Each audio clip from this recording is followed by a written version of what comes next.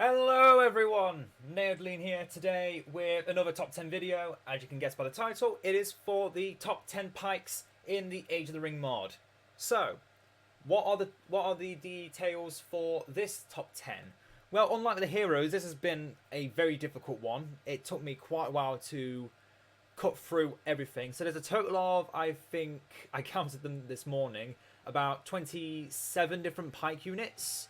And I had to go through each and every one, look at all their upgrades, their prices, their health bars, their costs, what requirements they need. For example, if you need a level 3 barracks or level 1 barracks, if you need a fortress upgrade, if you need a hero, etc, etc.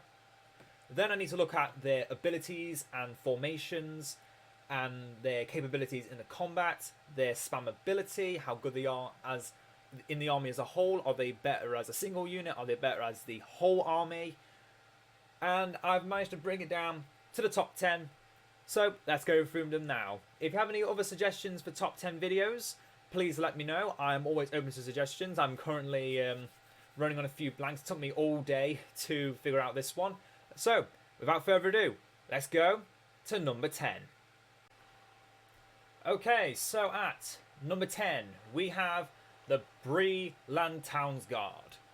Now, some of you may be thinking, why the Bree Land Towns Guard? Wouldn't you think they'd be slightly higher or lower than what you'd normally put them? Well, as I mentioned, we're not just talking about why they're pikes, we're talking about what makes them unique. So, what makes the Bree Land Towns Guard so unique? Firstly, their banner carrier is no ordinary banner carrier. It is a Dunedain captain who, unlike most banner carriers, is actually a really powerful melee fighter who can probably counter any other infantry unit out there. Can probably one-shot most enemy units, where most banner carriers, all they do is just look fancy and replenish your troops every once in a while. So they already get an extra increase to fighting other swordsmen, which they're normally weak against. And also, as you can see, the one in the centre here has got the armour of the barrows because they've reached level 3. Several other units do this, like the Linhir, like most units from Gondor, their early game. But unlike the Linhir Spearmen, as I said, they also get this Dunedain Captain, and they are 50 resources cheaper. That may not sound like much, but when you can also self-heal, that's right, they can also self-heal, although you need to do a few things for it. It requires buying the library and then also a book.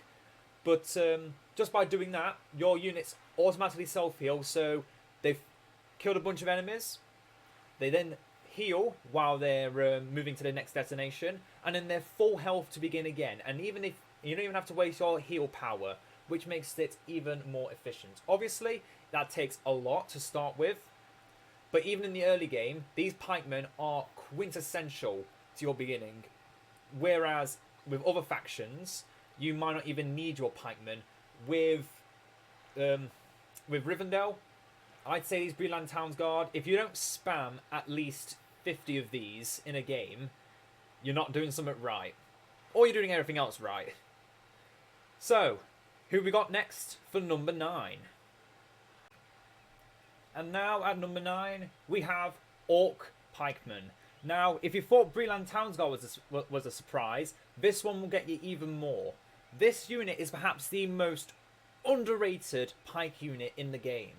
You may think, oh, it's Orc Pikes, they're terrible, they're garbage, why would you ever want to get them over Orc Warriors, which are like 3 times as cheap?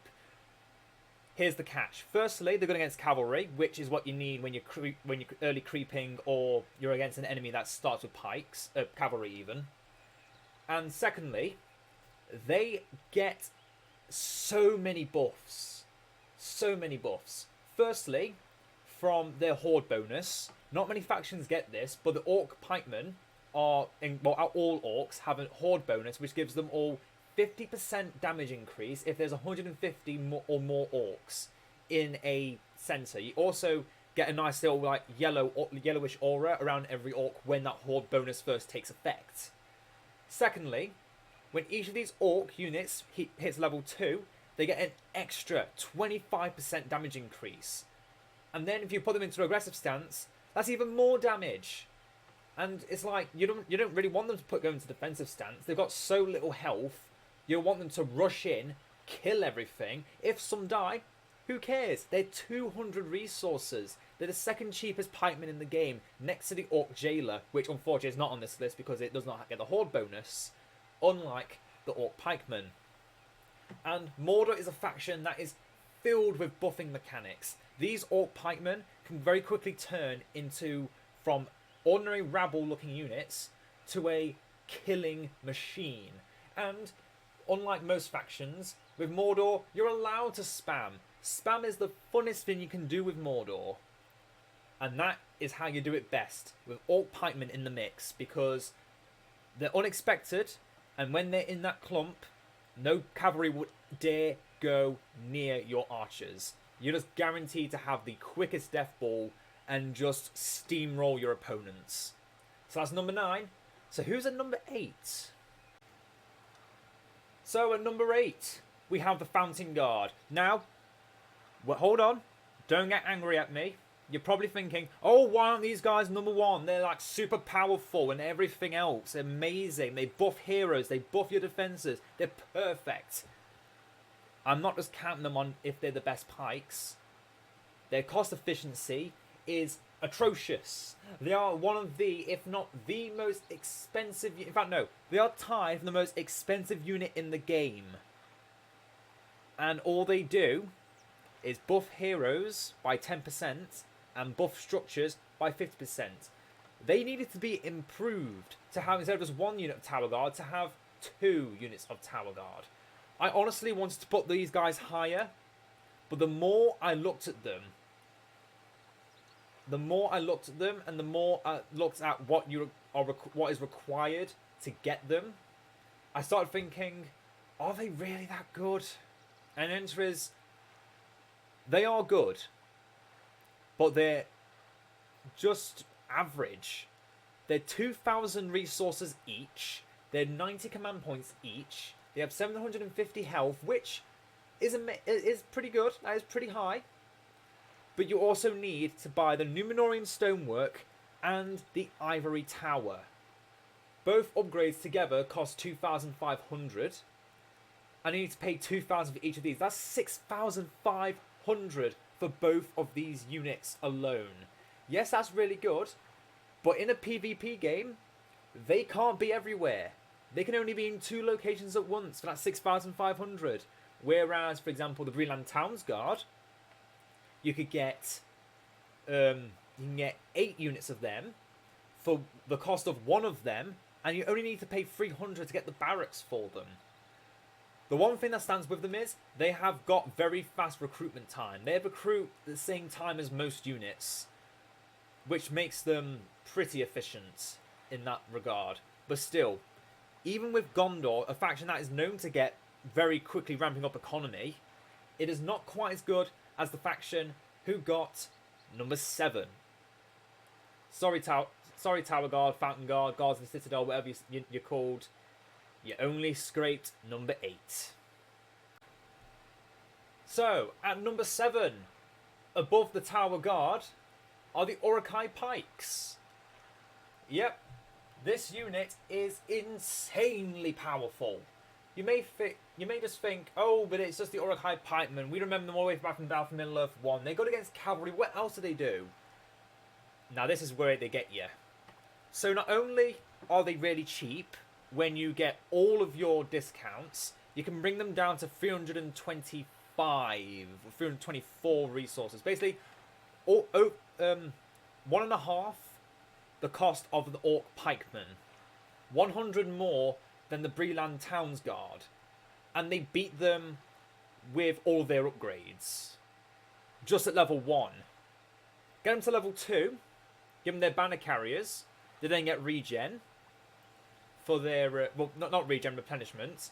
But then give them Forge Blades heavy armor. Which, by the way, is also super cost reduction. 240 resources per upgrade. 66 for the banner carrier. But then also, you see this gleaming white hand on top of them? This is the focus system of Isengard. Now this gives these Uruk-hai 30% more damage. That's more than the mark of the red eye that the orcs get. But it also gives them 70% combat experience.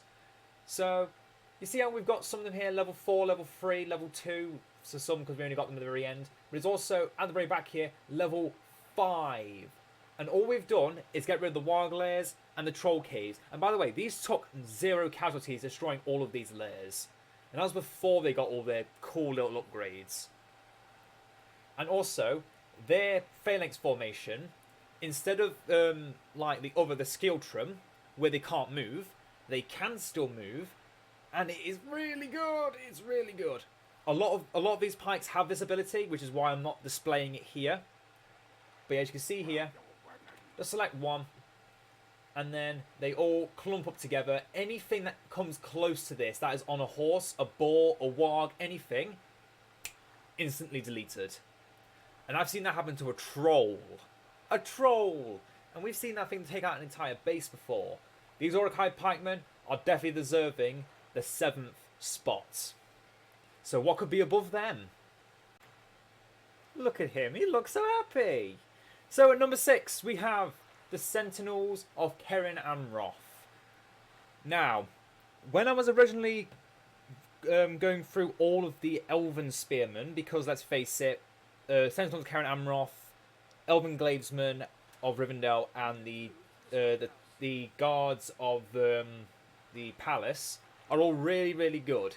Now, the Rivendell Gladesmen have been cut off the list because they already have 2 amazing pikeman units that have made this list. One we've seen, the other we have yet to see. But let's focus right now on the Sentinels of Kerin Amroth. So, like what I did with the pikemen, I went around, killed everything, but this time they're a bit more expensive, but they do have an extra 150 health on top of what they normally get. So that's 450 health. So they are a lot tankier. And you may think, but that doesn't make much of a difference, right? Wrong. When you're an elf, if you're level 2, you get self-healing. So any damage you take, even if you're all the way down to 1 HP, that will slowly creep back up to 450. Like with the Breland Townsguard, but these guys have more than double the health of a Breland Townsguard. So that health regen is so good. Is so good. You should always get that health regen. And also, we're doing this without armor and weapon upgrades, they managed to clash with everything perfectly, just as well as the Uruk-hai pikemen did, with half the unit size. Yes, they were more expensive, but Isengard is a faction that typically brings everything down by a lot anyway, so that does not really take much into effect.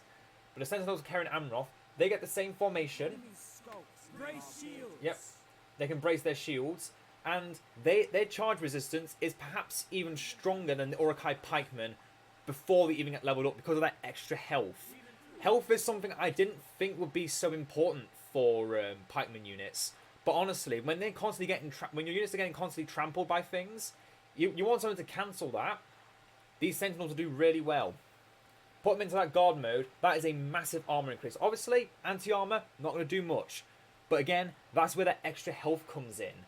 They're an incredibly efficient pike unit. They're not something you should rush for, like with the Uruk-hai pikemen, because Lorien Wardens are also just as good. But for a 12 unit, body unit, they are still really good, and they deserve the top number 6 spot. But the top 5 now await us. Who is number 5?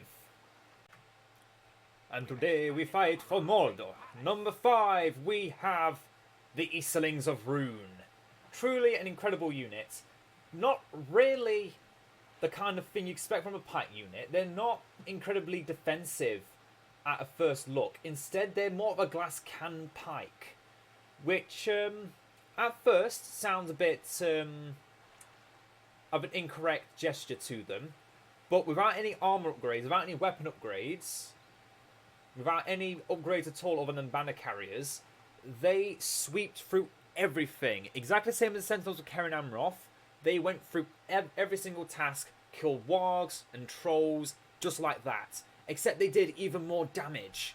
They lose a bit of health in the process, but then they deal even more damage.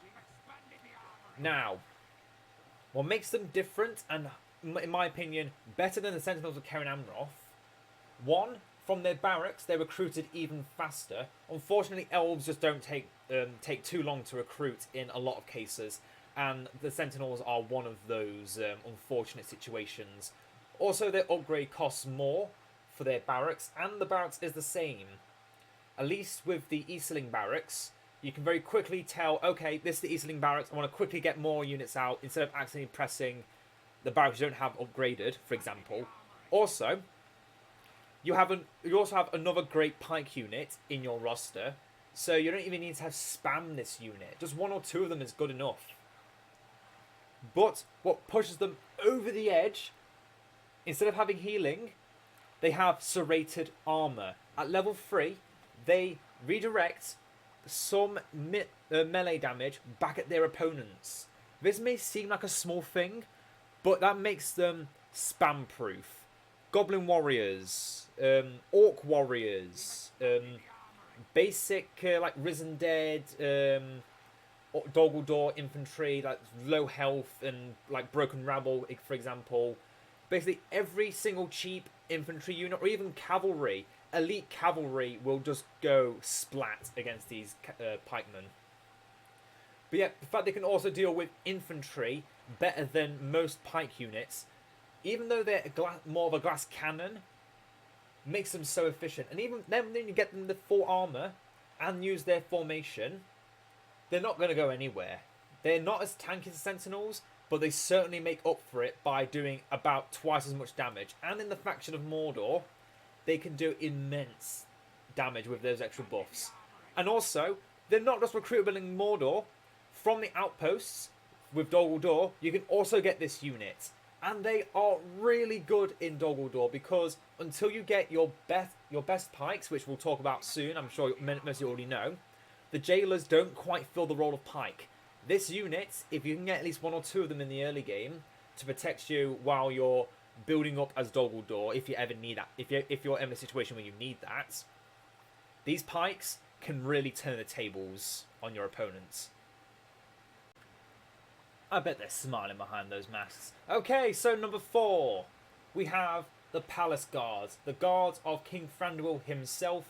This unit is one similar to the Fountain Guard, but unlike the Fountain Guard, are actually really easy to get. All you need is your Royal Barracks. Get it to level 2. And then if you can even decrease their cost by up to 200 by building the Greenwood Vineyards. And then you get 600 resource units that are absolutely badass, which could be the same cost as Sentinels of Karen Amroth, same cost as Eastling Pikemen, but the best thing is they deal even more damage, they have more health, they have more abilities, and they have the same formation. They can still go into that shield wall, they can still do a lot of things. Like the Sentinels, they have the extra health regen. Yes, they are reduced to 10 in a unit, which does make them a little bit more susceptible to single target damage. But honestly, when you've got this much armor and you're this badass, it does not make a difference. And as I said, like the Tower Guard of Gondor, this little aura here around our building. This is giving our building extra armor. It's about half. It's half the armor of what the Fountain Guard gives. Yes, but the fact you can make more of these and have them more about everywhere just helps protect your units and their interests. And next to trees, they can camouflage, something that Sentinels of Karen Amroth could also do, which I neglected to mention. And also, behind all of that glamour, they have another ability, which is basically the shield formation, but again. So you get shield wall formation, and then this extra armor. You're basically getting the original Tower Guard from BFMU 1. You're losing all your movement, but you have incredible armor. You just stand in the middle of a fight and you just keep poking at the enemy and they will die because your damage is so high. And if you want to deal more damage, come out your shield wall formation. You've still got the other armor upgrade from that power, and you just keep stabbing them. And also they can give damage and armor up to 30% for Thranduil and Legolas. Yes, it's only Thranduil and Legolas, but again, you've got more of them to make. They cost so much less, and you have more places to make them from. So that puts them at number 6. The only weakness I'd say is you require Thranduil level 3 to give them their armor. But that's the same for all the elves of the Wooden Realm. You need Thranduil for your armor. If you don't, then you're not going to get any armor. So who is number 3? I'm glad you did or didn't ask, because we're about to find out. Here we are at number 3. The number 3 pikeman in the game, the Tomb Guard. Now, at a first glance, you might think a unit that can't get forged blades or heavy armor because their faction doesn't allow it, can only get banner carriers, doesn't get the special skill transformation. Instead, they just get the porcupine, which is where they go into a circle. But firstly, comparing their porcupine formation to the earlier showings, instead of just getting 50% armor, they gained 100% armor. Secondly, their ability at level 2, whenever a single Tomb Guard is to perish, every other Tomb Guard in the radius of his death suddenly gain an extra 25% armor, and this stacks. Let's just read this quickly. When a Tomb Guard dies, nearby Tomb Guard temporarily gain 15% armor, and it's stackable. Yes, we only have 6 units and it's taken up 480 command points. But then suddenly, our numbers go down. We start building more units. Units that like siege units that can destroy an enemy base. While the Tomb Guard are really good at that, or as it is. And then we come to what makes them really good. These guys are not alive. Duh, duh, duh. That's right. Let's bring out good old Kargast over here. Let's bring him out. His ability here, March of the Dead. Nearby friendly undead gain 15% movement speed and experience gain. At first glance, this is like, okay, that's a decent buff. But this makes them the fastest pikes in the game. And you may think, oh, but what does that do?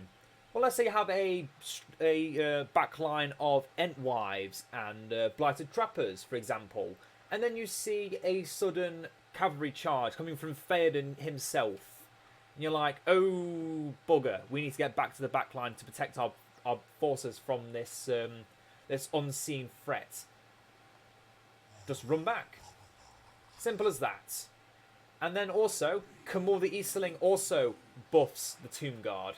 So mixing this upgrade from Kargast with Camul and the fact that you give massive damage with the Tomb Guard, losing a bit of armor doesn't matter for the Tomb Guard because they don't have much armor to begin with. And they have the highest health pool of these pikemen. 1,000 health. More than Tower Guard. Yes, it's only 8 in a unit, so that's like, nah. And the 800 in the Choir level 3 barracks, so it's like, nah. But the reason they're so high up still, again, is because they get buffed in so many different ways.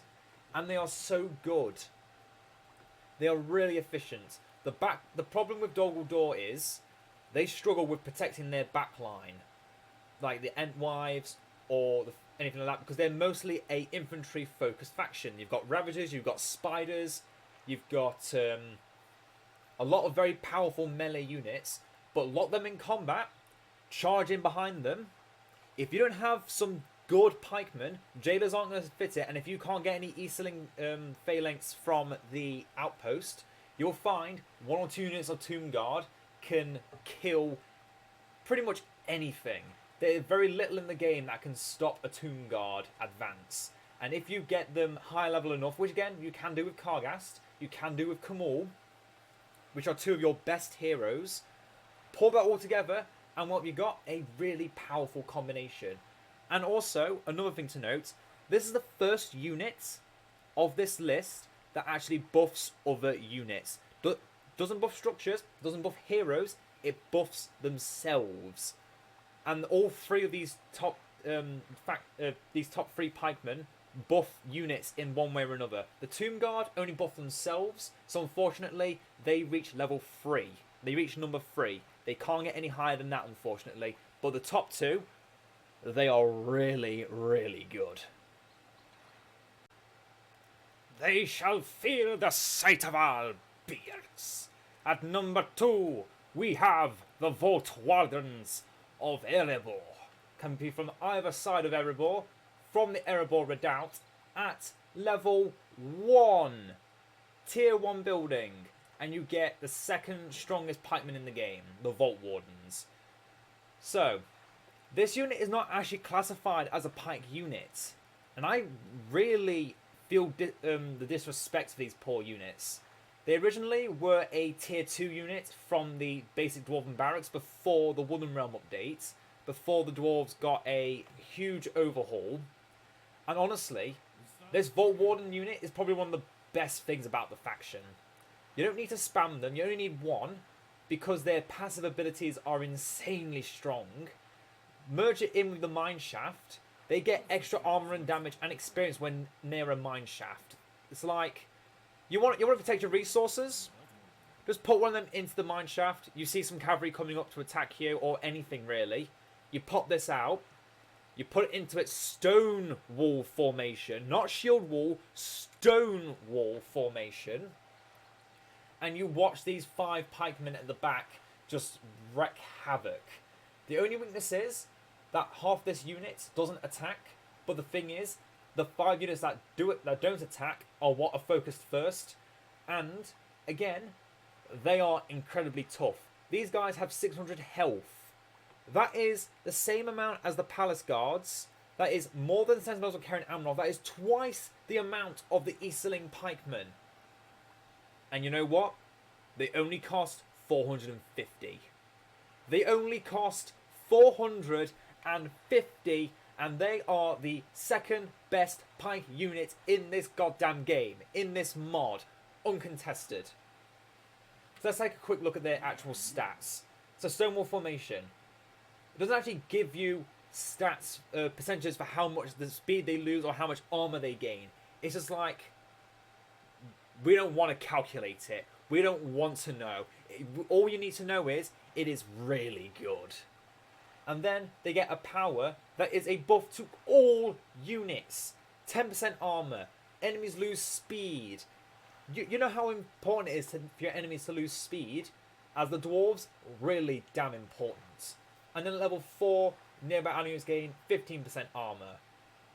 I don't know if that ability actually stacks, so you get 10% and then an extra 15%.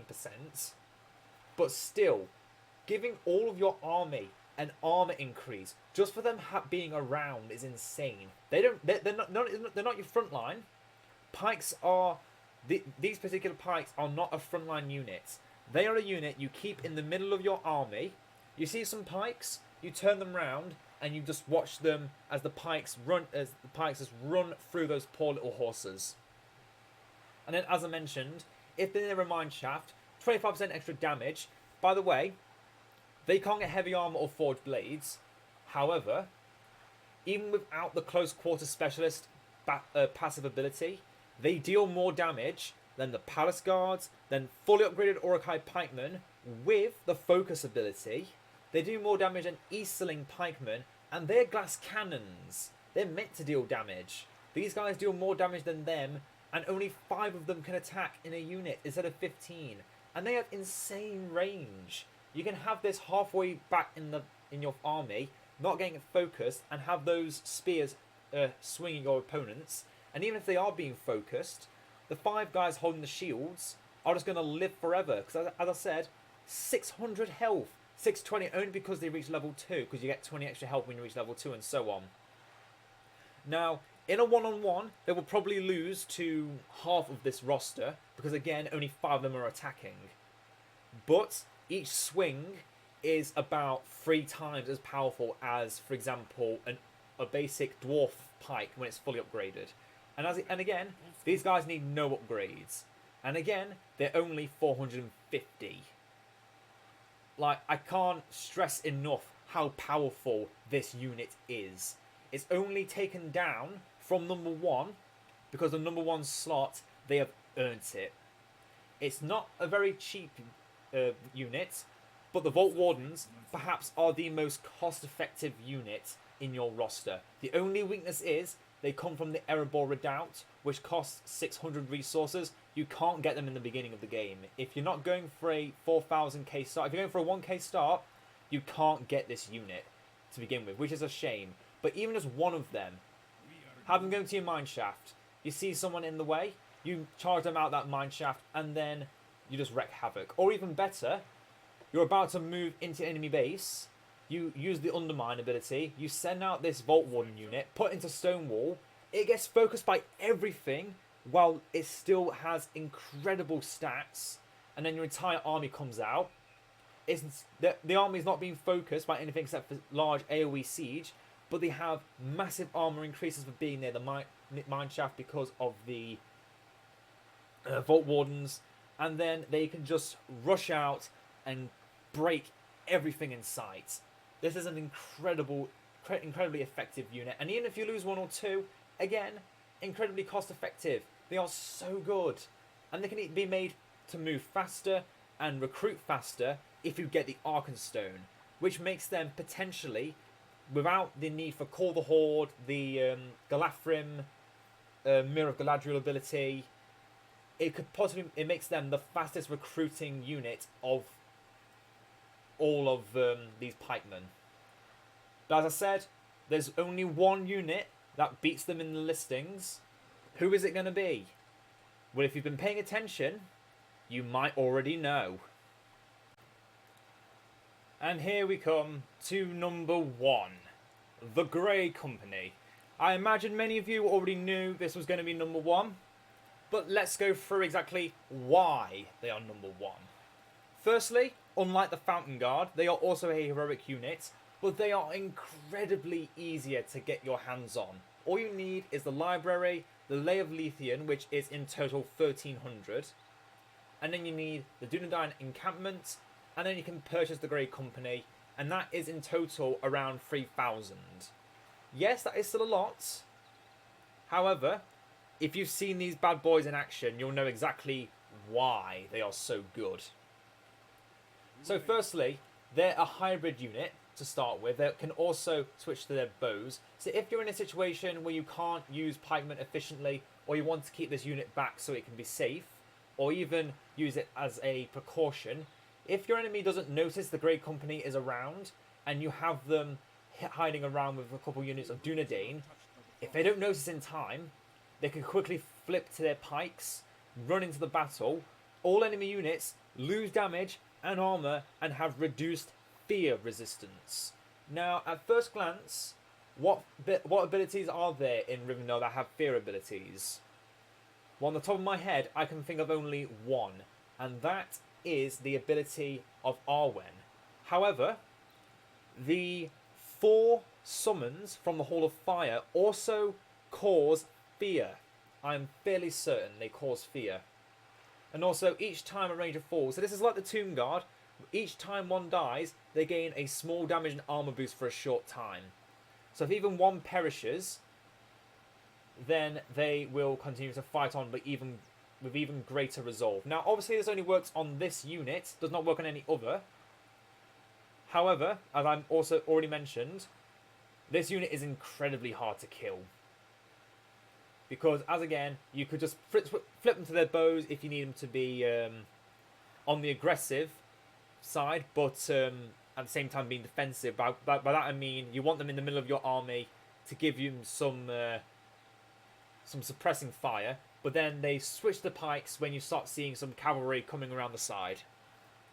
That is probably one of the easiest ways to catch someone off guard, is by having these flip to their pikes. You can do the same with normal Dunedain, but unlike the Dunedain, these Grey Company have more armor, more health, more knockback resistance. They don't get any abilities that can cause them to have resistance to knockback.